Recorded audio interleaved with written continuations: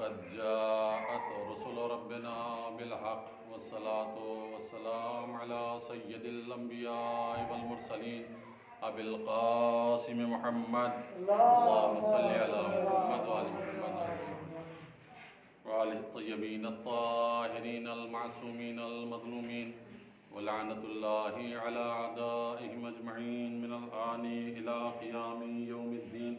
أما بعد فقد قال الله تبارك وتعالى في كتابه الحكيم وفرقانه الحميد وقوله الحق. بسم الله الرحمن الرحيم. إنا لننصر رسلنا والذين آمنوا في الحياة الدنيا ويوم يقوم الأشهاد. صلوات عزیزان گرامی، آج کی مجلس کا آغاز مولا کائنات امیر المومنین علی ابن ابی طالب علیہ السلام کے ایک حدیث نورانی سے کرنا چاہتا ہوں کہ جس میں امیر المومنین علیہ السلام نے 4 باتوں کا ذکر کیا ہے. مولا امیر المومنین حضرت علی ابن ابی طالب علیہ السلام فرماتے ہیں کہ اگر پروردگار عالم کی اطاعت کو سمجھنا چاہتے ہو تو 4 باتوں کا خیال رکھو. اللہ نے اپنی رضا کو یعنی اپنی خوشی کو اپنی اطاعت میں اور اپنی عبادت میں رکھا ہے. یہ نہیں بتایا امیر المومنین نے کہ کون سی عبادت ہے، وہ کون سی اطاعت ہے کہ جس میں اللہ نے اپنی رضا کو اپنی خوشی کو رکھا ہے. تو کوئی بھی عبادت، کوئی بھی اطاعت انسان کی نظر میں معمولی نہیں ہونی چاہیے، اس لیے کہ ایک چھوٹی سی اطاعت، ایک چھوٹی سی عبادت انسان کو بخشش کے درجے تک پہنچا سکتی ہے. بصراحہ امیر المومنین نے نہیں فرمایا کہ نماز پڑھو گے تو اللہ کی اس میں رضا ہوگی، روزہ رکھو گے تو فقط اسی میں اللہ کی رضا ہے، حج کرو گے تو فقط حج میں اللہ کی رضا ہے، بلکہ مطلق یہ فرمایا کہ اللہ نے اپنی اطاعت میں، اپنی بندگی میں، اپنی عبادت میں خوشی کو رکھا ہے، اپنی رضا کو رکھا ہے. مخصوص کیوں نہیں کیا کسی ایک عبادت کو؟ اگر اللہ مخصوص کر دیتا کہ فلاں عبادت میں میری رضا ہے تو انسان صرف اسی عبادت کو انجام دیتا، باقی ساری عبادتیں چھوڑ دیتا. اس لیے اللہ نے مخفی رکھا ہے، پنہا رکھا ہے، بتایا نہیں کسی سے کہ کس عبادت سے ہم راضی ہوتے ہیں. ہو سکتا ہے کہ وہ ایک چھوٹے سے عمل سے بخش دے ہم کو، ہو سکتا ہے کہ اللہ ایک اس کی مخلوق کے اوپر کوئی چھوٹا سا احسان کوئی کرے اور پروردگار عالم اس کو نجات دے دے. تو اب یہ رضا کس چیز میں ہے، کس بندگی میں ہے، کسی کو نہیں معلوم. یہ والدین کی اطاعت میں ہے، یا پڑوسیوں کے احترام میں ہے، یا نماز میں ہے، یا روزے میں ہے، یا اللہ کے بے زبان جانور کی خدمت کرنے میں ہے. تو یہ ساری عبادات کو جب انسان کو پتہ نہیں ہوگا تو اس کو ایک خوف ہوگا کہ کہیں ایسا نہ ہو کہ اس عبادت کو چھوڑنے کی وجہ سے ہم ناکام ہو جائیں. تو کسی بھی عبادت کو، کسی بھی اطاعت کو ہلکا نہیں سمجھے گا. اس لیے فرمایا کہ کسی بھی اطاعت کو معمولی نہ سمجھو، اس لیے کہ اللہ کی نے اپنی رضا کو اپنی اطاعت میں رکھا. یہ پہلی چیز. دوسری چیز کہ جو معصوم نے فرمایا وہ یہ ہے کہ فرمایا کہ اللہ نے اپنے غضب کو، یعنی اپنے جلال، اپنے غضب کو، اپنے عذاب کو گناہ میں رکھا ہے. اب گناہ کا تعین نہیں کیا کہ کس گناہ میں رکھا ہے. کوئی بھی چھوٹا گناہ ہو یا بڑا گناہ ہو، کسی ایک گناہ پہ اللہ سزا دے سکتا ہے. تو یہ مطلق طور پر گفتگو کرنے کا مطلب یہ ہے کہ انسان ہر گناہ سے، ہر چھوٹے بڑے گناہ سے اپنے دامن کو بچائے. لیکن جب کوئی انسان کسی دوسرے انسان کو گناہ کرتے ہوئے دیکھتا ہے اور منع کرتا ہے تو وہ خفا ہو جاتا ہے کہ آپ کون ہوتے ہیں ہمیں روکنے والے، آپ کون ہوتے ہیں ہمیں ٹوکنے والے. لوگ تو بڑے بڑے گناہ کر رہے ہیں، ہم تو کبھی فلمیں ہی دیکھ لیا کرتے ہیں. مثال کے طور پر ہم تو خالی گانا سن لیا کرتے ہیں، لوگ تو چوری کر رہے ہیں، لوگ تو کم تول رہے ہیں، جبکہ یہ کمپیریزن اور یہ تقابل کرنا ہی نہیں چاہیے۔ اس لیے نہیں کرنا چاہیے کہ ہر انسان اپنے اعمال کا خود مختار ہے، جو بھی نیکی کرے گا جزا اس کو ملے گی، گناہ کرے گا سزا اس کو ملے گی۔ کسی بھی انسان کے نیک عمل کی جزا کسی دوسرے کو نہیں ملے گی، اور کسی انسان کے گناہ کی سزا کسی دوسرے کو نہیں ملے گی۔ تو کمپیریزن یہ نہ کرے، تقابل نہ کرے کہ ہم فلاں لوگ یہ کر رہے ہیں، ہم تو چھوٹا سا گناہ کر رہے ہیں۔ اس لیے کہ قرآن کہتا ہے کہ لا تزر وازرۃ وزر اخری، روز قیامت کوئی کسی کا بوجھ نہیں اٹھائے گا، ہر انسان اپنے گناہوں کے ساتھ جائے گا اور اس کی سزا پائے گا۔ تو جب یہ طے ہو چکا ہے کہ اللہ نے اپنے عذاب کو اپنے گناہوں میں رکھا ہے، معصیت میں رکھا ہے، تو انسان کسی بھی گناہ کو معمولی نہیں سمجھے گا۔ کیوں؟ اس لیے کہ پتہ نہیں کون سا گناہ ہے کہ جو انسان کی بخشش کو روک دے، انسان کی جہنم کا سبب بن جائے، یہ نہیں کسی کو معلوم ہے۔ تو یہ کمپیریزن جو ہم کرتے ہیں کہ فلاں آدمی تو یہ کر رہا ہے، ہم تو بہت چھوٹا گناہ کر رہے ہیں، فلاں تو نہ جانے کیا کیا کر رہا ہے، ہم تو خالی کبھی کبھی فلمیں دیکھ لیا کرتے ہیں، گانے سن لیا کرتے ہیں، یہ مثال دی جاتی ہے۔ بہت سے لوگ تقابل کرتے ہیں دوسروں کے گناہوں سے اپنے گناہ کا۔ معصوم فرما رہے ہیں تقابل نہ کرو، اس لیے کہ تقابل تب صحیح تھا کہ جب دوسرے کا گناہ کا بوجھ تم لے کر جاتے، یا تمہارے گناہ کا بوجھ کوئی دوسرا لے کر جاتا۔ جب یہ طے ہو چکا ہے کہ ہر انسان اپنے گناہ کی سزا بھگتے گا، تو پھر کمپیریزن کس بات کا ہے کہ فلاں آدمی یہ کر رہا ہے، ہم تو کچھ نہیں کر رہے ہیں۔ شیخ سعدی نے بڑی خوبصورت تمثیل بیان کی ہے اپنے اشعار کی کتاب میں۔ وہ کہتا ہے کہ ایک چور کو پولیس والے پکڑ کے بازار سے لے جا رہے تھے، ایک دکان پر ایک بنیا بیٹھا ہوا کم تول رہا تھا۔ چور کی نظر بنیے پہ پڑی، اس نے کہا صاحب ان کو پکڑیے، وہ تو دن دہاڑے چوری کر رہا ہے، میں وہ چور ہوں کہ جو رات میں چوری کرتا ہوں، آپ مجھے پکڑ کے لے جا رہے ہیں۔ وہ سب کے سامنے دن دہاڑے چوری کر رہا ہے، کم تول رہا ہے، اس کو کیوں نہیں پکڑ رہے ہیں؟ آپ یہ بتائیے کیا اس کے اس تقابل کرنے سے، جرم کے تقابل کرنے سے پولیس اس کو چھوڑ دے گی؟ کوئی انسان اگر یہ کہے کہ وہ فلاں آدمی یہ جرم کر رہا مجھے چھوڑ دے، تو پولیس والے نہیں چھوڑیں گے، اس کو بھی پکڑیں گے، اس کو بھی پکڑیں گے۔ یہی شریعت کا قانون ہے کہ کوئی اگر یہ کہے کہ بچ کے نکلنا چاہے کہ ہمارا گناہ چھوٹا ہے اس کا بڑا ہے، تو بچ کے نہیں نکل سکتا ہے۔ کیوں؟ اس لیے کہ ہر انسان کو اپنے گناہ کا جواب دینا ہے، اس کی سزا کی منزل سے گزرنا ہے۔ تو مولا امیر المومنین کیا فرما رہے ہیں؟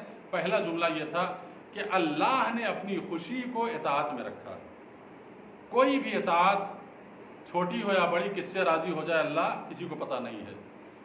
ایک عورت، فاحشہ عورت، اپنے گھر سے نکلی، دیکھا کہ کتا زبان اس کی باہر نکلی ہوئے پیاس سے جاں بلب ہے۔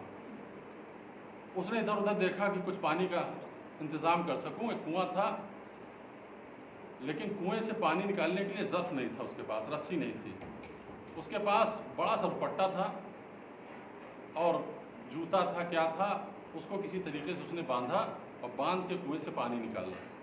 اس پانی کو کتے کے سامنے رکھا، اس نے پانی پیا، اور جب پانی پی چکا تو کتے نے سر بلند کیا اوپر۔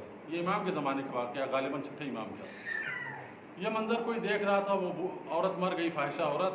اس نے آ کے کہا کہ فرزند رسول، ایک فاحشہ عورت تھی، ایک پیاسا کتا تھا، اس کو بڑی مشقت سے کنویں سے پانی نکالا اور اس کو پلایا ہے اس نے۔ امام نے فرمایا یہی عمل اس کی بخشش کا سبب بنے۔ یہی چھوٹا سا عمل جس کو ہم معمولی سمجھتے ہیں، مولا امیر المومنین کے اس جملے کو سمجھانے کے لیے میں نے یہ واقعہ بیان کیا۔ فرمایا اللہ کی رضا اس کی اطاعت میں ہے۔ ایک چھوٹی سی اطاعت پہ ہو سکتا ہے کسی کی بخشش ہو جائے، تو کسی بھی چھوٹی عبادت کو ہم حقیر نہ سمجھیں۔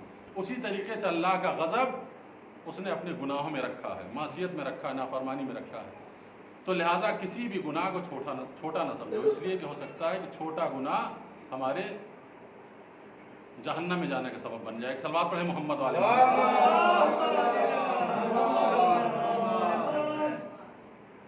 اب یہاں پہ بات آئی ہے تو چونکہ آج مناسبت ہے جناب قاسم کے حالات بیان ہوتے ہیں، تو ایک ان کے والد بزرگوار امام حسن مجتبیٰ علیہ السلام کہ حالات زندگی میں ملتا ہے کہ آپ کھانا جب کھاتے تھے، جیسے آپ ہمارے ہاں آپ باہر کھانا کھائیے تو کتے ضرور آپ کے پاس آ کے کھڑے ہو جائیں گے۔ امام حسن مجتبیٰ کے بارے میں ملتا ہے کہ جب آپ کھانا کھاتے تھے تو کچھ کتے آ کے سامنے بیٹھ جاتے تھے۔ ایک دن ایک کتا سامنے بیٹھا تھا، نجس جانور۔ امام حسن ایک لقمہ کھاتے ہیں اور ایک لقمہ توڑ کے کتے کو کھلاتے ہیں، ایک لقمہ خود کھاتے ہیں اور ایک اس کو دیتے ہیں۔ یہ کھاتے رہے دیر تک، جتنے لقمے آپ کھا رہے ہیں اتنے لقمے اس کو دے رہے ہیں۔ کسی نے کہا فرزند رسول آپ کھا لیجئے بعد میں دے دیجئے۔ جملہ سنیے، جواب سنیے معصوم نے کیا جواب دیا۔ فرمایا کہ مجھے حیا آتی ہے، مجھے شرم آتی ہے کہ میں کھانا کھاؤں اور اللہ کی کوئی مخلوق مجھے دیکھ رہی ہے، اس کو نہ کھلاؤں۔ اللہ کی کوئی مخلوق مجھے دیکھ رہی ہو، میں اس کو کھانا نہیں کھلاؤں، مجھ کو حیا آتی ہے، مجھ کو شرم آتی ہے۔ تو یہ چھوٹے اعمال ہیں۔ اس کے ذریعے سے میں نے عرض کیا تھا کسی مجلس میں کہ ایک یہودی صرف اس کا عمل یہ ہے کہ وہ پرندوں کو دانہ ڈالتا ہے، اس پرندوں کو دانہ ڈالنے کا نتیجہ ہوا کہ وہ مشرف با اسلام ہوا اور اس خاتمہ بخیر ہوا۔ اسلام مومن ہونے کے بعد وہ اس دنیا سے گیا۔ تو پرندوں کو دانہ ڈالنا بظاہر کتنا چھوٹا عمل ہے، لیکن اس چھوٹے سے عمل کی وجہ سے بھی کسی کی بخشش ہو سکتی ہے۔ کتے کو پانی پلانا یہ کتنا حقیر دیکھنے میں اور معمولی کام نظر آتا ہے، لیکن اس کتے کے پانی کی وجہ سے چھٹے امام فرما رہے ہیں کہ اس عورت کی جو فاحشہ عورت تھی، بدکار عورت تھی، اس کی بخشش ہو جائے گی۔ ایک صلوات پڑھیں محمد علیہ۔ یہ دو باتیں، چار چیزوں کا تذکرہ کیا مولا امیر المومنین نے اس حدیث میں کہ کبھی بھی اللہ کی کسی چھوٹی سی بھی چھوٹی عبادت کو معمولی نہ سمجھو، اس لیے کہ ہو سکتا ہے کہ وہی چھوٹی عبادت تمہاری بخشش کا سبب بن جائے۔ دوسرے کسی بھی گناہ کو معمولی نہ سمجھو، ہو سکتا ہے وہی چھوٹا گناہ تمہارے جہنم میں جانے کا سبب بنے۔ اور تیسری چیز، کبھی بھی قبولیت کو معمولی نہ سمجھو، کبھی بھی دعا کو معمولی نہ سمجھو، اس لیے کہ پتہ نہیں کون سی دعا تمہاری قبول ہو جائے۔ بازار میں مانگی گئی دعا قبول ہو جائے گی، گھر میں مانگی ہوئی دعا قبول ہو جائے گی، سفر میں جاتے ہوئے دعا قبول ہو جائے گی، گھر میں لیٹے ہوئے دعا قبول ہوگی، مسجد میں پہنچ کے دعا قبول ہوگی، مصلی پہ بیٹھ کے دعا مانگی جائے تو قبول ہوگی۔ کون سی دعا قبول ہوگی تمہیں کچھ پتہ نہیں ہے، لہٰذا دعا کو حقیر مت سمجھو۔ کوئی بھی دعا تم مانگو گے تو تمہاری دعا اللہ قبول کر لے گا۔ ہو سکتا ہے کہ چھوٹی دعا جس کو تم سمجھ رہے ہو وہ قبول کر لے، لہٰذا دعا کو حقیر نہ سمجھو۔ اب دعا کی بات آئی ہے تو پھر امام مجتبیٰ کے دعا کے چار فقرے میں بیان کر رہا ہوں کہ جس کو امام احمد حنبل نے مسند میں لکھا ہے۔ اور یہ دعا امام حسن نے فرمایا کہ میرے نانا نے، جب میں چھوٹا تھا، چھوٹے تھے، بچپنے ہی میں تو انتقال ہوا رسول اللہ کا، تو فرماتے ہیں کہ بچپنے کے عالم میں میرے نانا نے یہ دعا مجھے تعلیم دی تھی، اور اس دعا کو میں نماز وتر میں پڑھتا ہوں۔ نماز وتر یعنی نماز شب کی آخری رکعت، اس کے قنوت میں میں اس دعا کو ہر روز پڑھتا ہوں۔ اس پر غور کیجئے کہ مولا فرما رہے ہیں کہ بچپن میں چھوٹا ہی تھا، 3 سال کا یا 2.5 سال کی عمر تھی، اس وقت میرے نانا نے مجھے یہ دعا تعلیم دی۔ تو یہ جملہ جو بچپن کا لفظ آیا ہے، یہ اشارہ کر رہا ہے کہ ہم بھی اگر تربیت کی اسٹارٹنگ کریں تو بچپنے سے کریں۔ اگر ہم اپنے بچوں کی تربیت کرنا چاہتے ہیں تو جب بچے ہیں وہ جیسے ہی گالی دے فوراً ٹوکے۔ اگر خوش ہو رہے ہیں اس کی گالی دینے پہ تو ہم اس کو برباد کر رہے ہیں کہ دیکھو کتنی اچھی گالی دیتا ہے، بلا کے اس کو سنیں کہ دیکھو ہاں کیا گالی دی تھی سناؤ۔ اور اس کے بعد جب وہ جوان ہو کے ہمیں گالی دینے لگے تو برا لگے گا، اور پھر جب ہم اس کو روکیں گے تو پھر ہاتھ میں بات ہمارے ہاتھ سے کنٹرول سے نکل جائے گی، پھر تربیت نہیں ہو سکتی ہے۔ تربیت بچپن سے ہوگی۔ معصوم فرماتے ہیں کہ بچپن میں میرے نانا نے فرمایا تھا، ایک دعا تعلیم دی تھی، ہر وتر کی نماز میں پڑھتا ہوں۔ وہ دعا کیا ہے؟ اللہم اہدنا فیمن ہدیت، اے اللہ مجھے ان لوگوں میں قرار دے جن کی تو نے ہدایت کی ہے۔ اللہم اہدنا فیمن ہدیت۔ یہ دیکھیے اہل بیت عصمت و طہارت کی دعاؤں کا خاصہ اور کمال یہ ہے کہ وہ سنگل اپنے لیے دعا نہیں کرتے ہیں، جتنی بھی دعائیں اہل بیت کی اٹھا کے دیکھ لیجئے سارے مسلمین کو شامل کرتے ہیں دعا میں، اور اس کا فائدہ بتایا کہ اگر تم سارے مومنین کو شامل کر کے دعا کرو گے تو اللہ تمہاری دعا جلدی قبول کرے گا، تمہاری دعا کو رد نہیں کرے گا۔ آپ دعا دیکھیے رمضان میں جو پڑھتے ہیں، اللہم ادخل علی اہل القبور السرور، اللہم اغنی کل فقیر، اللہم اشبع کل جائع، اللہم اکسو کل عریان، کل یعنی سب کے لیے دعائیں مانگی جا رہی ہیں۔ یا اللہ جتنے بھوکے ہیں سب کو سیر کر دے، یا اللہ جن کے پاس لباس نہیں ہے ان کو لباس پہنا دے، یا اللہ جو مقروض ہیں ان کے قرضوں کو ادا کر دے، یا اللہ جو پردیسی ہیں ان کو واپس کر دے، یا اللہ جو فقیر ہیں ان کو غنی کر دے، یا اللہ جو قیدی ہیں ان کو قید سے رہائی دے دے۔ یعنی ٹوٹل عمومی دعا مانگی جا رہی ہے، جتنے قیدی ہوں سب کو آزاد کر دے، جتنے پردیسی ہیں سب کو سلامتی کے ساتھ گھر واپس کر دے، جتنے فقیر ہیں سب کو غنی کر دے، جتنے بے لباس ہیں سب کو لباس عطا کر دے، جتنے بھوکے ہیں سب کو سیر کر دے۔ یہ تعلیم دعا اور تربیت دعا معصومین ہم کو سکھلا رہے ہیں کہ اگر قبولیت دعا چاہتے ہو تو دل کو ذرا وسیع کرو، جب دعا مانگو تو صرف اپنے ہی خاندان تک سمٹ کے نہ رہ جاؤ کہ ہمارے بیوی، ہمارے بچے، ہمارے خاندان، نہیں، دعا کو وسعت دو۔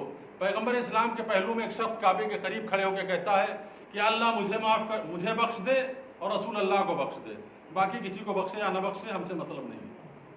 پیغمبر کے پہلو میں کھڑے ہو کر کہہ رہا ہے کہ 2 آدمیوں کو صرف بخش دے، مجھ کو اور رسول اللہ کو۔ اس کو رسول اللہ کی بھی فکر ہے اپنے ساتھ۔ ایک صلوات پڑھیں محمد علی محمد۔ جملہ سنیے رسول اللہ کا، جب یہ سنا تو فرمایا واللہ لقد تحجرت واسعا، کتنا تنگ دل ہے تو نے وسیع چیز کو سمیٹ دیا، لامحدود چیز کو محدود کر دیا۔ جو لامحدود چیز ہو سکتی تھی، سب کے لیے مانگی جا سکتی تھی، اس کو محدود کر دیا تو نے ایسا کیوں نہیں کہا اللہم اغفر للمؤمنین والمؤمنات، اے اللہ سارے مومنین اور مومنات کو بخش دے۔ تو امام حسن مجتبیٰ کیا دعا کر رہے ہیں؟ اللہم اہدنا فیمن ہدیت، اے اللہ ہم کو ان لوگوں میں قرار دے جن کی تو نے ہدایت کی ہے،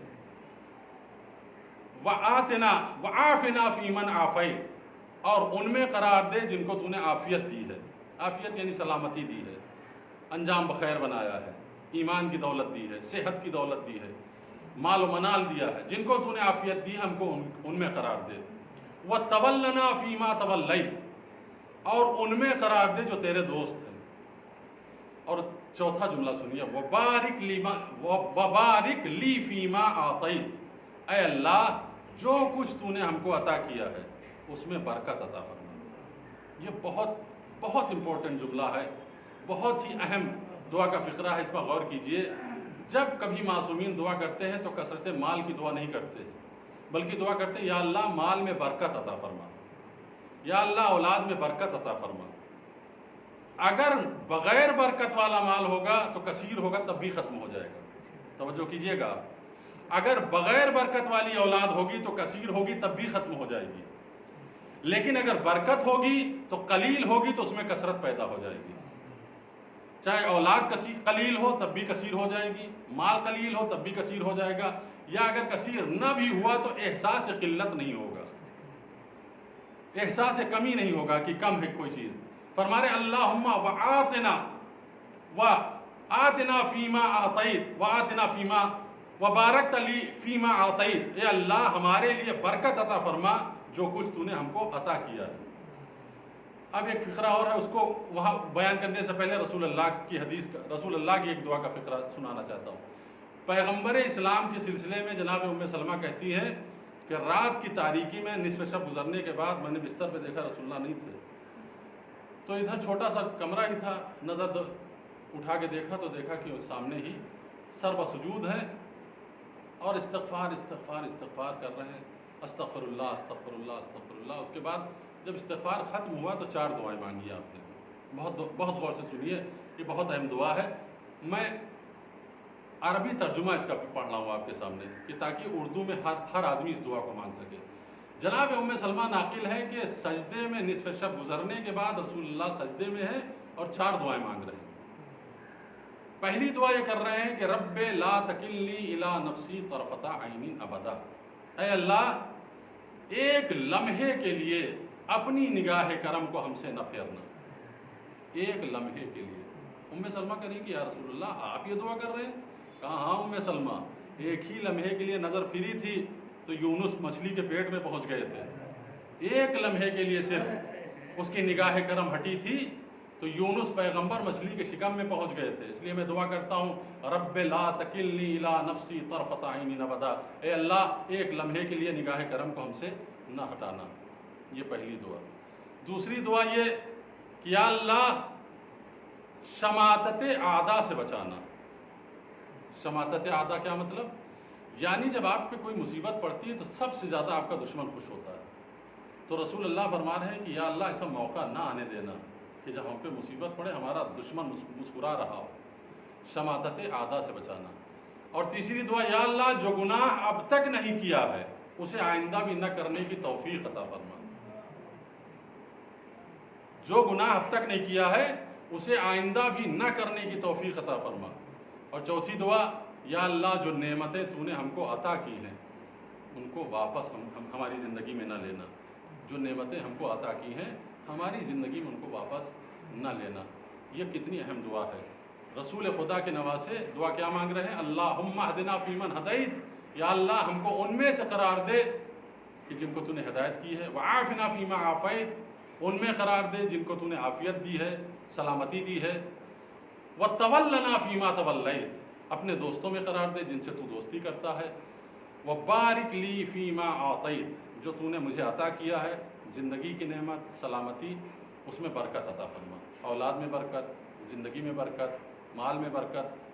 یہ تجھ سے دعا کر رہا ہوں. اور چوتھی دعا کیا ہے؟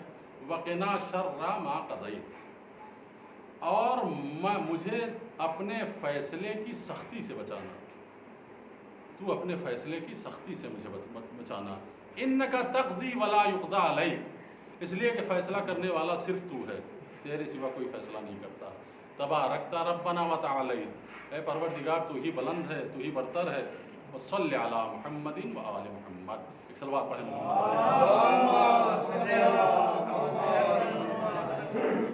چار چیزیں جو گفتگو میری جہاں سے آغاز ہوا تھا میری گفتگو کا، چار حدیث کا مولا امیر المومنین کے، کہ فرما رہے ہیں کہ چار چیزوں کو تم معمولی نہ سمجھنا. ایک اللہ کی اطاعت کو، ایک اللہ کی معصیت کو، ایک دعا کو، اور چوتھی چیز کیا ہے؟ کبھی بھی کسی اللہ کے بندے کو جس کو نہیں پہچانتے ہو حقیر نہ سمجھنا. جس کو نہیں جانتے ہو اس کو معمولی نہ سمجھنا. اس لیے کہ اللہ نے اپنے بندوں میں اپنے ولیوں کو چھپا کے رکھا. پتہ نہیں کون سا بندہ جس کی تم توہین کر رہے ہو، انسلٹ کر رہے ہو، وہ اللہ کا ولی ہو. ایک بہت خوبصورت واقعہ جو میں آپ کے سامنے پیش کروں گا کہ دیکھیے واقعاً کیسے کیسے لباس میں اللہ کے اولیاء چھپے ہوتے ہیں، کوئی پہچان نہیں سکتا. اس لیے منع کیا گیا ہے کہ جب کوئی اجنبی تمہیں مل جائے کہیں اور کچھ ایسی باتیں کرے جو تمہارے سمجھ میں نہ آ رہی ہو تو بحث و مباحثہ نہ کرنا. پتہ نہیں کس لباس میں کون ہے جو ٹہل رہا ہے.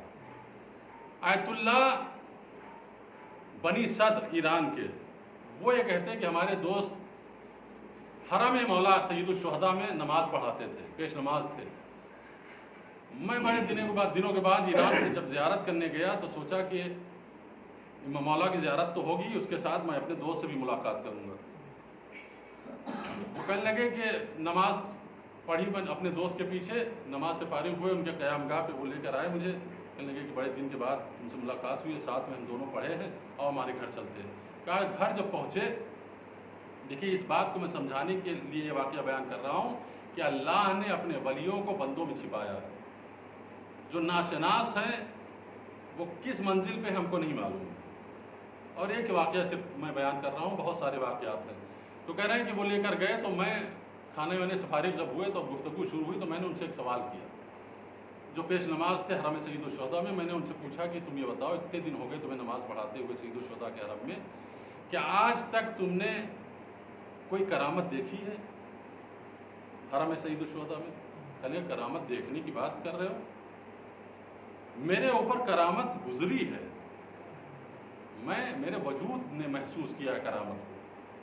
کہ ہاں بیان کرنا چاہو گے، بیان کرو گے مجھ سے؟ کہنے کہ ہاں تم میرے دوست ہو، بچپن کے ساتھی ہو، میں تم سے بیان کروں گا.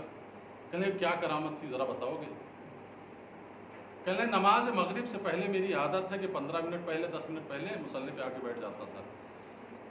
اس لیے آتا تھا کہ اگر کسی کو استخارہ دکھانا ہو نماز سے پہلے تو استخارہ دکھا لے، کوئی مسئلہ شریعہ پوچھنا ہو تو مسئلہ شریعہ پوچھ لے، میں اس کو جواب دے سکوں اور پھر نماز کے لیے کھڑا ہو جاؤں.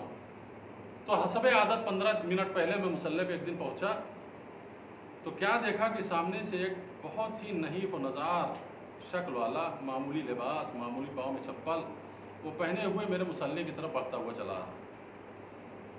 تو میں یہ سمجھا کہ شاید یہ کوئی استخارہ دکھائے گا یا کوئی مسئلہ پوچھے گا، تو جلدی سے میں تیار ہونے لگا، تیار ہو کے بیٹھ گیا مصلی پہ. اور بغل میں قرآن میرا رکھا ہی رہتا تھا، قرآن اٹھا کے سامنے رکھ لیا کہ یہ آئے گا ابھی پوچھے گا استخارے کے لیے کہے گا، میں استخارہ دیکھوں گا۔ وہ آگے بیٹھ گیا، جب بیٹھا تو میں نے کہا ہاں کیسے آنا ہوا، کوئی استخارہ دکھانا ہے؟ اس نے کہا نہیں حضور استخارہ نہیں دکھانا۔ پھر کوئی شریعت کا مسئلہ پوچھنا ہے؟ کہا نہیں شریعت کا کوئی مسئلہ بھی نہیں پوچھنا ہے۔ پھر کس لیے آئے ہیں آپ؟ کہا میں آپ کے پاس آیا ہوں ایک زحمت دینے۔ کہا کیا زحمت؟ کہا آپ کی نظر میں اس کربلا میں اگر کوئی خالی کمرہ ہو تو مجھے دلا دیجئے، میں یہاں پر رہنا چاہتا ہوں، کرایہ دار ہوں۔ کہنے لگے مجھے غصہ آ گیا بہت بری طرح سے کہ یہ عجیب آدمی ہے کہ مجھ سے کمرے کی بات کر رہا ہے، میں کوئی کمرہ تلاش کرتا ہوں، میں کوئی کام کرتا ہوں، بزنس کرتا ہوں کہ معلوم ہو مجھے کون سا کمرہ خالی ہے، کون سا کمرہ پور ہے۔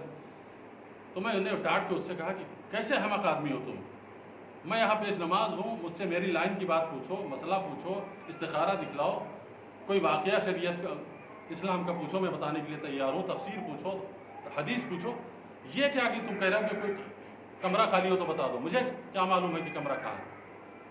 تو اب اس کا جواب سنیے۔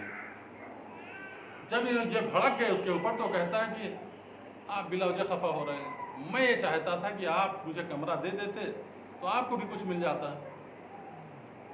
کہنے لگے ان کو اور غصہ آیا، کہنے لگے کیا سمجھتا ہے میں کوئی دلال ہوں کہ تجھے کمرہ دلاؤں گا تو مجھے کچھ کمیشن ملے گا، چلا جائے یہاں سے اٹھ کے۔ اٹھ کے جانے لگا تو کہنے لگا کہ ٹھیک ہے جا رہا ہوں، میں چاہتا تھا کہ آپ کا بھی کچھ بھلا ہو جائے۔ پھر ایک طنز دیا، کہنے لگا مجھے بڑا غصہ ہے کہ یہ کس ٹائپ کا آدمی ہے۔ وہ جا کے تیسری صف میں بیٹھ گیا۔ اب میں بھی اسی سوچ میں، میرے ذہن میں، دل و دماغ میں یہ سوچ گردش کر رہی کہ کون آدمی ہے کہ جو بار بار 2 مرتبہ مجھ سے کہہ چکا کہ آپ کو بھی کچھ مل جاتا تو اچھا ہوتا، میں تو یہ چاہ رہا تھا کہ آپ کا بھلا ہو جاتا۔ یہ سوچتے سوچتے ایک مرتبہ 2-4 منٹ کے بعد ان کو خیال آیا کہ میرے بغل میں جو پڑوس میں بوڑھی عورت رہتی ہے وہ زائرین کو کرائے پہ کمرہ دیتی ہے، اوپر والا، ہو سکتا ہے اس کا کوئی کمرہ خالی ہو، تو اس کو بلا کے میں بتا دوں کہ یہ جائے گا نہیں، نماز کے بعد مجھ سے مل لے، میں اس کو ساتھ لے کے جاؤں گا۔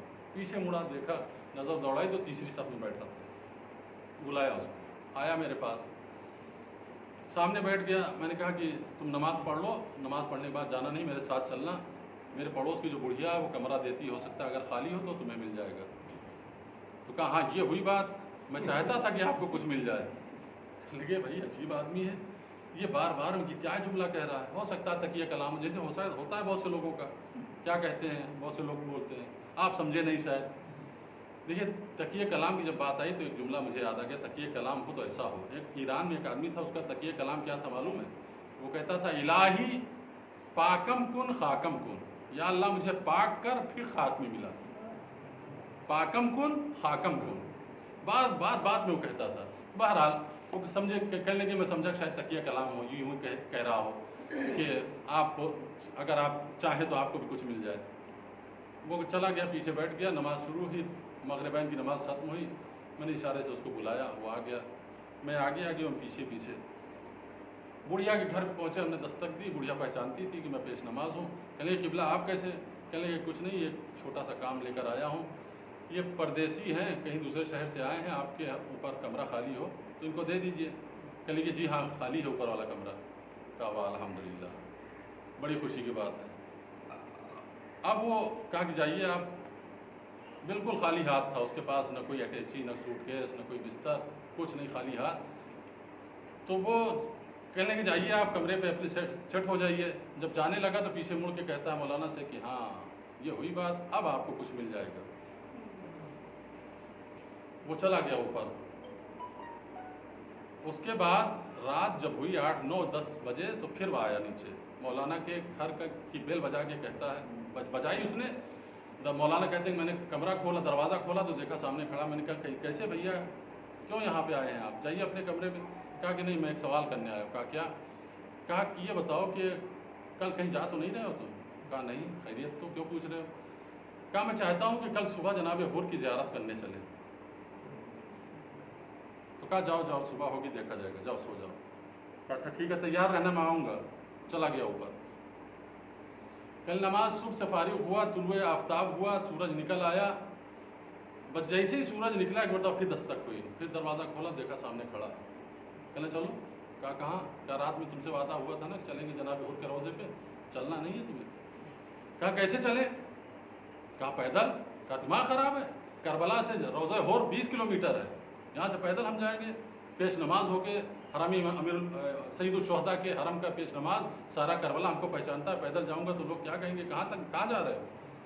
کہا نہیں عام راستے سے نہیں چلیں گے، شارح عام سے نہیں چلیں گے، بلکہ کھیتوں سے، کھلیانوں سے، نخلستان سے، بڑی بڑی گھاسوں سے ہوتے ہوئے تم کو لے کے چلیں گے، تم گھبراؤ نہیں۔ کہلے پتہ نہیں کیا کیفیت آئی ہوئی میرے دل پہ، میں تیار ہو گیا، میں نے کہا چلو بھائی تم کہتے ہو چلتے ہیں۔ میں اس کے ساتھ چلنے لگا، تھوڑی دیر میں کربلا ہماری نظروں سے غائب ہو گئی۔ اب دیکھتا ہوں کہ کھیت سے چلا جا رہا ہے، ایک کھیت سے دوسرے کھیت، پھر نخلستان آتا ہے یعنی کھجوروں کا باغ، پھر اس کے بعد بڑی بڑی گھاس آتی ہے۔ کہلے اتنی بڑی بڑی گھاس کہ میرے گھٹنوں تک پہنچ رہی تھی، اور اس میں مجھے ڈر لگ رہا کہ سانپ بچھو کوئی بیٹھا ہو تو مجھے ڈس لے گا، کھا لے گا، کوئی پتہ بھی نہیں پائے گا کہ مولانا کہاں مر گئے۔ اس کے پیچھے بھی چل رہا تھا، ایک مرتبہ سرسراہٹ کی آواز میرے کان میں آئی، پیچھے مڑا میں تو دیکھا کہ بڑا سا اژدہا منہ کھولے ہوئے چلا آ رہا ہے۔ میں کانپ کے جلدی سے بھاگا آگے، وہ متوجہ ہوا، وہ آگے چل رہا تھا۔ کہا کیا ہوا سید؟ کہا کہ دیکھو سانپ آ رہا ہے، اژدہا ہے، وہ میری طرف آ رہا ہے۔ کہا گھبراؤ نہیں۔ کیوں گھبرا رہے ہو؟ ارے مجھے ڈس لے گا۔ کہا کہیں تو مر جائے گا؟ دماغ خراب ہے تمہارا؟ میں اس کو کیسے مار سکتا ہوں؟ میرے کہنے سے کیسے مر سکتا ہے؟ کہا تمہارے کہنے سے نہیں مرے گا؟ کہا نہیں بھائی کوئی نہیں مار سکتا ہے کہنے سے، جملہ کہہ دے کہ کوئی سانپ کو کہ مر جا تو مر جائے گا، ایسا نہیں ہو سکتا۔ کہا سید تم نے ساری زندگی برباد کر دی۔ وہ کیا کہہ رہا ہے کہ سید تم نے پوری زندگی برباد کر دی، تمہارے کہنے سے سانپ نہیں مر سکتا۔ کہا تمہارے کہنے سے مر جائے گا؟ کہا ہاں مر جائے گا۔ کہا مار کے دکھاؤ۔ کہتا مت باذن اللہ۔ جیسے کہا مت باذن اللہ، فوراً مر گیا وہ، بالکل لکڑی کی طرح سخت ہو گیا۔ کہنے چھو کے دیکھو۔ اب وہ پیش نماز کہتے ہیں کہ مجھ میں اتنا خوف تھا کہ مجھے چھونے کی بھی ہمت نہیں۔ میں نے کہا نہیں میں چھوں گا نہیں، ہو سکتا ہے زندہ ہو۔ کہا پیر مار کے دیکھو۔ کہا پیر بھی نہیں مار سکتا ہو۔ خود آگے بڑھا، اس نے ہاتھوں سے ہلایا، وہ بالکل حرکت کر رہا، جدھر گھما رہا ہے۔ کہنا یقین ہو گیا مر گیا؟ کہا ہاں مر گیا۔ جیسے ہی آگے بڑھنے کے لیے سامنے آگے کھڑے ہو گئے، ہاتھ پکڑے، کہتے ہیں بھائی تمہیں واسطہ ہے اہل بیت عصمت و طہارت کا، تم یہ بتاؤ خضر پیغمبر ہو؟ خضر نبی ہو؟ کون ہو تم؟ کہا اللہ سے توبہ کرو، میں خضر پیغمبر نہیں ہوں، اللہ کا معمولی بندہ ہوں۔ کہنے بات ہو ہی رہی تھی کہ دیکھا کہ سامنے جناب حر کا روضہ ہے، اور ہم کو بالکل خستگی نہیں، بالکل تھکان نہیں۔ جا کے وہاں پہنچے، اور جب جناب حر کے روضے پہ پہنچا تو اس قدر ڈوب کے عاشقانہ سلام کیا جناب حر کو کہ کہتے ہیں میرے بدن کے رونگٹے کھڑے ہو گئے۔ اس طرح رو کے اس نے فریاد کیا ہے کہ میرا دل کلیجہ کانپ گیا۔ ایسا سلام میں نے کبھی نہیں سنا تھا۔ جناب حر کو سلام کیا اس نے، میں نے بھی سلام کیا، زیارت پڑھی، نماز پڑھی، اس کے بعد باہر نکلے۔ جب باہر نکلے تو اس نے کہا سید کہاں کا ارادہ ہے؟ کہا کربلا جہاں سے آئے تھے۔ کہا نہیں کربلا نہیں، دل چاہتا ہے کہ مولا امیر المومنین علی ابن ابی طالب علیہ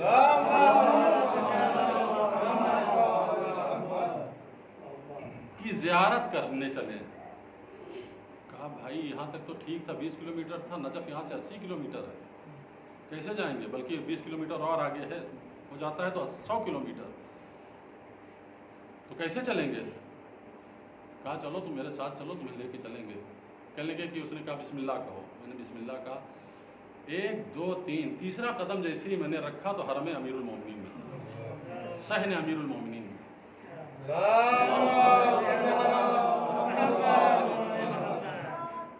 صحن امیر المومنین میں میں کھڑا ہو کے حیرت زدہ، یا اللہ یہ کون سا بندہ کہ جو اتنا صاحب کمال ہے، جس کو میں اتنا حقیر سمجھ رہا تھا، جس کو بھکاری سمجھ رہا تھا میں، لیکن اتنا صاحب کمال ہے۔ کہنے لگا تم یہ جاؤ زیارت کرو، زیارت کر کے آؤ گے، یہیں پہ ملوں گا میں۔ گئے ہم زیارت کرنے، اس نے بھی زیارت کی، نماز پڑھی، نماز سے فارغ ہوئے، جہاں وعدہ کیا تھا وہاں آ کے ملا۔ کہا کہ چلو کربلا چلو گے؟ کہنے اتنے میں سارا عمل انجام دینے میں ہمارے مشکل سے 45 منٹ لگے، زیارت وغیرہ سب کچھ پڑھنے کے بعد۔ کہنے لگے اب کربلا چلو۔ تو میں نے کہا کیسے چلیں؟ پھر بھی پوچھتے ہو کتنے بد عقیدہ ہو، جس طرح سے آئے ہیں ویسے ہی چلیں گے۔ تو کہا کہ بسم اللہ کہو۔ بسم اللہ کہا، 3 قدم میں صحن امیر سید الشہداء میں اب جو وہاں پہنچے تو کہتا ہے کہ سید جاؤ نماز پڑھاؤ ظہر کی. کہا نہیں ابھی 2 گھنٹے باقی ہیں, نماز ظہرین میں ابھی 2 گھنٹے باقی ہیں, ابھی کہاں میں جاؤ؟ تو کہا گھر جاؤ گے یا حرم جاؤ گے؟ کہا میں حرم جاؤں گا. کہا میں تو گھر جاؤں گا, میں تھک چکا ہوں, آرام کروں گا. چلے سید نماز پڑھی, نماز پڑھنے کے بعد رات ہوئی. رات کی صبح جیسے ہی ہوئی ایک مرتبہ پیش نماز کے دروازے پہ دستک ہوئی. دروازہ کھولا, دیکھا بڑھیا کھڑی ہوئی ہے. کہتی سید کیسا صاحب کرامت آپ آدمی لے کر آئے ہیں میرے گھر پہ, کہ عجیب انسان ہے, میں سمجھ نہیں پائی کس طرح بلند روح کا مالک ہے یہ. کہا کیا ہوا واقعہ؟ کہا رات کو 12 بجے میری نظر پڑی, میں نے دیکھا پورا کمرہ چمک رہا ہے.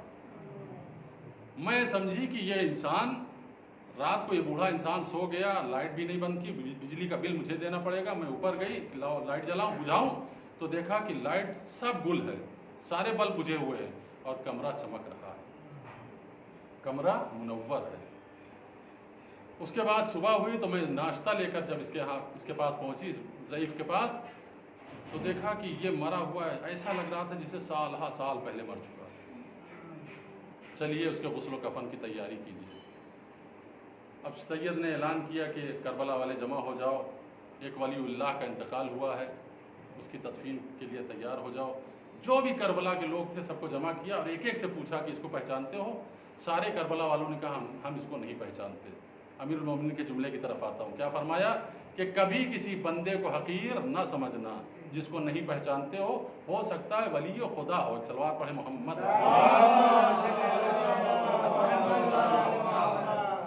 امیر المومنین علیہ السلام یہ فرما رہے ہیں.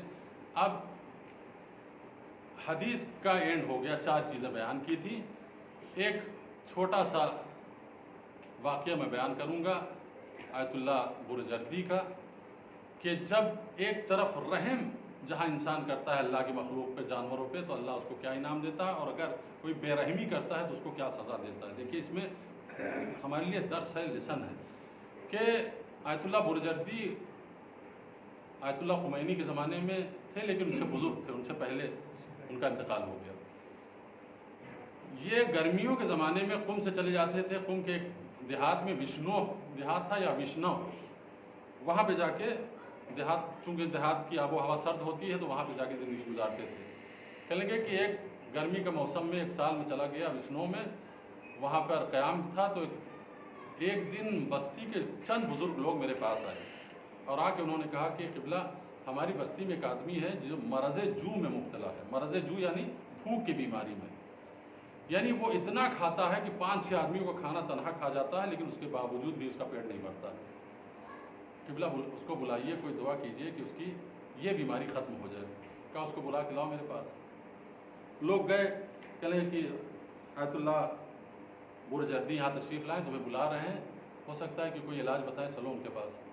آیا, وہ سامنے بیٹھا تو آیت اللہ برجردی نے اس سے پوچھا کہ بتاؤ کہ یہ بیماری کب سے تمہیں لاحق ہوئی؟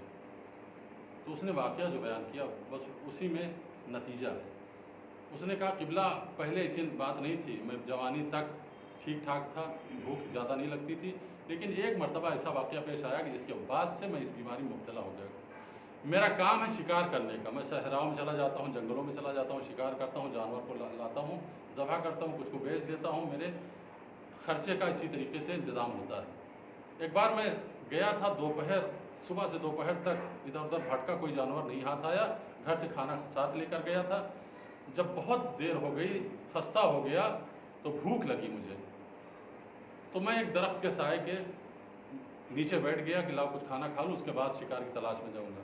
کھانا کھانے لگا تو میرے سامنے ایک کتا آ کے بیٹھ گیا اور بہت حسرت سے میرا کھانا دیکھ رہا تھا. میں کھانا کھا رہا تھا, وہ مجھے دیکھتا جا رہا تھا, میں کھانا کھاتا جا رہا تھا, وہ دیکھتا جا رہا تھا. میں نے اس کی طرف مطلق پرواہ نہیں کی, یہاں تک کہ میرا کھانا ختم ہوا. ادھر میرا کھانا ختم ہوا, ادھر وہ کتا زمین پہ گرا, مر گیا. کہا قبلہ اسی دن کے بعد سے ایسا محسوس ہوتا ہے جیسے میرے پیٹ میں آگ لگی ہوئی ہے. میں 6 آدمیوں کا 10 آدمیوں کا کھانا کھا جاتا ہوں, میرا پیٹ نہیں بھرتا ہے. تو ظلم کی وجہ سے یہ سزا ملتی ہے کہ انسان کا پیٹ نہیں بھرتا. معاویہ سے بڑا ظالم کون ہوگا؟ ایک صلوات پڑھے محمد و آل محمد۔ معاویہ بھی تو اسی بیماری میں مبتلا تھا کہ کھاتے کھاتے تھک جاتا تھا لیکن اس کا پیٹ نہیں بھرتا تھا۔ حضور سرور کائنات نے بددعا بھی کی تھی، لا اشبع اللہ بطنا، اللہ اس کا پیٹ کبھی نہ بھرے۔ بس عزیزو، یہ محرم کی 7ویں تاریخ ہے۔ آج مجلس میں بہت ہی جلدی شروع ہو گئی، میں معذرت چاہتا ہوں لیکن ٹائم ہو گیا تھا اس لیے شروع کرنی پڑی۔ 7 محرم جناب قاسم سے منسوب ہے، لیکن اس سے پہلے کل کی مصائب سے ربط مرتبط ہوتے ہوئے 2-4 جملے کہنا چاہتا ہوں۔ کل کی تاریخ منسوب تھی جناب علی اصغر سے۔ جناب رباب کے بارے میں ایک دو کلمات کہنا چاہتا ہوں۔ جناب رباب کون ہے؟ جناب رباب وہ شہزادی ہے کہ جس کے لیے جناب امام حسین کا جملہ ہے کہ جس گھر میں رباب اور سکینہ نہیں ہوتی وہ گھر مجھے اچھا نہیں لگتا۔ جناب رباب کو بہت چاہتے تھے امام حسین، اور باقاعدہ شعر ہے امام حسین کا، فرماتے ہیں تو میں اپنا سارا مال لٹا دوں گا رباب پہ اور سکینہ پہ، کوئی میری ملامت نہ کرے، کوئی بھی ملامت کرنے والا میری ملامت نہ کرے، میں رباب پر اور سکینہ پہ اپنا مال قربان کر دوں گا۔ جتنا امام حسین چاہتے تھے ویسے ہی بیوی بھی چاہتی تھی۔ شہزادی نے بھی انتہا کر دی محبت کی۔ بعد شہادت امام حسین جناب رباب کبھی سائے میں نہیں بیٹھی۔ یہ تاریخ ہے کہ 1 سال تک امام حسین کے بعد زندہ رہی اور کبھی سائے میں نہیں بیٹھی۔ جناب رباب کبھی سائے میں نہیں بیٹھی، کبھی اچھا کھانا نہیں کھایا، کبھی اچھا لباس نہیں پہنا۔ تاریخ میں میں نے آج پڑھا کہ ایک مرتبہ کسی نے ترس آیا کسی کو کچھ عورتوں کے ساتھ، اس نے کچھ کھانا بھیجا، لذیذ کھانا۔ جب وہ لذیذ کھانا لے کر جناب رباب کے پاس آیا تو جب جناب رباب نے پوچھا اس میں کیا ہے،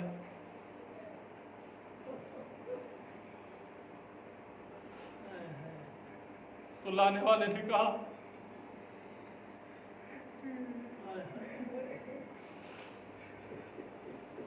بی بی اس میں مرغ ہے، مرغے بریاں، بی بی اس میں مرغے بریاں ہے، اس کو کھائیے گا آپ کے اندر طاقت پیدا ہوگی۔ تو جب آپ سنیں گے بی بی نے فرمایا لے جاؤ، ہم کسی شادی میں نہیں بیٹھے اپنے شوہر کے سوگ میں بیٹھے،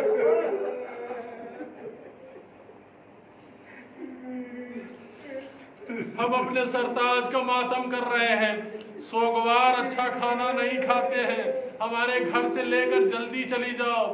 ان عورتوں کو گھر سے باہر نکال دیا۔ شہزادی کے پاس جب بعد امام سید الشہداء رشتہ آیا تو فرمایا غضبناک ہو گئی، فرمایا چلے جاؤ یہاں سے، میں رسول کی بہو ہونے کے بعد کسی اور کی بہو ہوں گی، میرا شوہر حسین تھا سید الشہداء۔ بس عزیزو، یہ باتیں کہنا مجھے میں ضروری سمجھتا تھا۔ آج جناب قاسم کی شہادت تو 10 محرم کو ہے لیکن منسوب ہے تاریخ جناب قاسم سے۔ جناب قاسم وہ شہید ہیں کہ جن کے لیے بار بار مقتل کی تاریخ کہتی ہے کہ آتے تھے چچا کے پاس اور امام حسین واپس کر دیتے تھے، کہتے تھے بیٹا جاؤ، تم میرے بھائی کی نشانی ہو قاسم، میں تمہیں اجازت کیسے دوں۔ امام حسین جناب قاسم کو واپس کرتے ہیں۔ ایک مرتبہ جناب قاسم کو یاد آیا کہ وقت آخر بابا نے میرے بازو پہ ایک تعویذ باندھا تھا، اس تعویذ کو کھولا، اس میں لکھا تھا بیٹا قاسم، کربلا کا میدان ہو، عاشور کا دن ہو، میرا بھائی مصیبتوں میں گرفتار ہو، دشمنوں کے نرغے میں گرفتار ہو، قاسم اپنی جان کی بازی لگا دینا، قربانی میں دریغ نہ کرنا۔ وہ یہ خوشی خوشی یہ خط لے کر جناب قاسم اپنے چچا کے پاس پہنچے، کہا چچا مجھے مرنے کی اجازت دیجیے۔ مقتل کہتا ہے کہ اس کے باوجود بھی جب امام حسین اجازت نہیں دے رہے تھے تو جعل یقبل یدیہ ورجلیہ، جناب قاسم بار بار اپنے چچا کے ہاتھوں کو چومتے تھے اور گر کے اپنے چچا کے پیروں کو چومتے تھے، ورجلیہ، اپنے چچا کے پیر پہ گر کے بوسہ دے کے کہتے تھے چچا مجھے مرنے کی اجازت دے دیجئے۔ امام معصوم نے بہت اجازت مانگنے کے بعد ایک مرتبہ فرمایا قاسم جاؤ، جناب قاسم کو اجازت دی اور اس کے بعد آپ نے کرتا پہنایا۔ کرتا پہنانے کے بعد آپ نے جناب قاسم کے سامنے سے گریبان چاک کیا تاکہ مقتل میں جب جائیں تو دیکھنے والے سمجھے کہ یتیم آیا ہے، اس کا باپ پہلے اسی دنیا سے جا چکا ہے، شہید ہو چکا ہے۔ جناب قاسم مقتل میں آئے، حملہ کیا، اس کے بعد زخموں سے چور ہوئے، فوج آدھا کیا یلغار ہوئی، جناب قاسم گھوڑے سے زخمی ہو کر زمین پہ گرے، اور جب گرے ہیں تو ایک مرتبہ घोड़े दौड़ना शुरू हुए। जब घोड़ों ने लाश पामाल करना शुरू की तो कासिम की आवाज़ बुलंद हुई, ए चचा मेरी मदद को आओ, ए चचा मेरी मदद को आओ। इमाम हुसैन पहुँचे ये जुमला कहते हुए कि कासिम तुम मुझे मदद के लिए पुकारो, मुझ पे बड़ा सदमा है कि मैं तुम्हारी मदद न कर सकूँ। ये बेटा कासिम तुम मुझे मदद के लिए पुकारो, मैं तुम्हारी मदद न कर सकूं। इमाम ज़माना फरमाते हैं, मेरा सलाम हो उस शहज़ादे पर जिसके दाहिने तरफ की पसलियाँ बाईं तरफ आ गई थी, बाईं तरफ की पसलियाँ दाईं तरफ चली गई थी। ये है जनाब कासिम। लेकिन आज मैं जनाब कासिम के साथ साथ उनके छोटे भाई जनाब अब्दुल्ला का भी तज़किरा करूँगा। ये वो मज़लूम है जो जनाब कासिम से ज़्यादा मज़लूम है। इसको इमाम हुसैन ने बचपन से पाला है। बाज़ तारीखें कहती हैं कि ये वो मज़लूम शहज़ादा है जिसने अपने बाप का चेहरा भी नहीं देखा था। ये इमाम हसन मुस्तफ़ा के बाद दुनिया में आया था।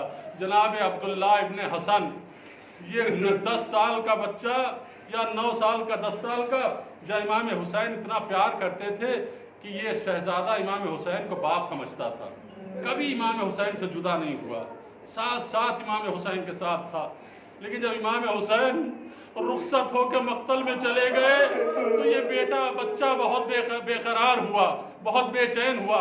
और हुसैन ने वसीयत की थी बहन ज़ैनब, ये मेरे भाई की निशानी को मक्तल में ना आने देना, मैं मक्तल में जा रहा हूँ, अब्दुल्ला की निगहबानी करना।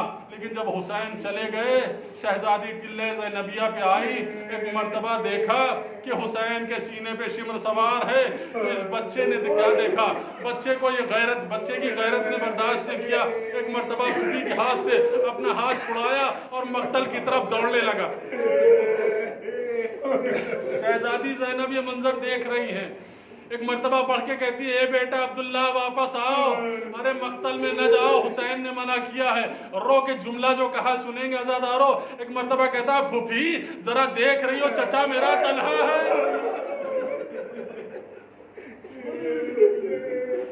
फूफी मेरा चचा तन्हा है, कोई उसका नासिरो मददगार नहीं, फूफी मुझे मक्तल में जाने दो। एक मर्तबा काब इब्न अबहर ने तलवार उठाई हुसैन के सर पे मारने के लिए। ये शहजादा आगे बढ़ा और एक जुमला कहा, यमनल खबीसा तक़्तुल अम्मी, ए खबीस औरत के बच्चे मेरे चचा को मारेगा, मेरी जिंदगी में मेरे चचा को कत्ल करेगा। जालिम ने तलवार मारी, बच्चा का बाजू कलम हुआ। एक मर्तबा बच्चा बाप के चचा की गोद में गिरा। हुसैन ने बच्चे को अपनी आगोश में लिया, उधर से हुरमुला ने तीर मारा, बच्चे के सीने पे लगा। बच्चा हुसैन की आगोश में दुनिया से रुखसत हो गया। हुसैन ने मुंह पे मुंह रखा, ए बेटा अब्दुल्ला तेरा चचा बड़ा शर्मिंदा है, मेरी आगोश में तुझे मौत आई, मैं तेरी मदद न कर सका। ए अब्दुल्ला खुदा हाफिज, ए अब्दुल्ला खुदा। इसे आलमुल्लदीना आखिर दावाना अल्हम्दुलिल्लाह रब्बना तक़ब्बल मिन्ना इन्नका अंतस समीउल अलीम। आखिर दावाना अल्हम्दुलिल्लाह। परवरदिगार हमारे इस मुख्तसर से अमाल को कबूल फरमा, जो बेरोज़गार उनको बरसर रोज़गार फरमा, जो मक़रूज़ है उनके कर्ज़ को अदा फरमा, हमारे मौला की ज़रूरत ताजील फरमा।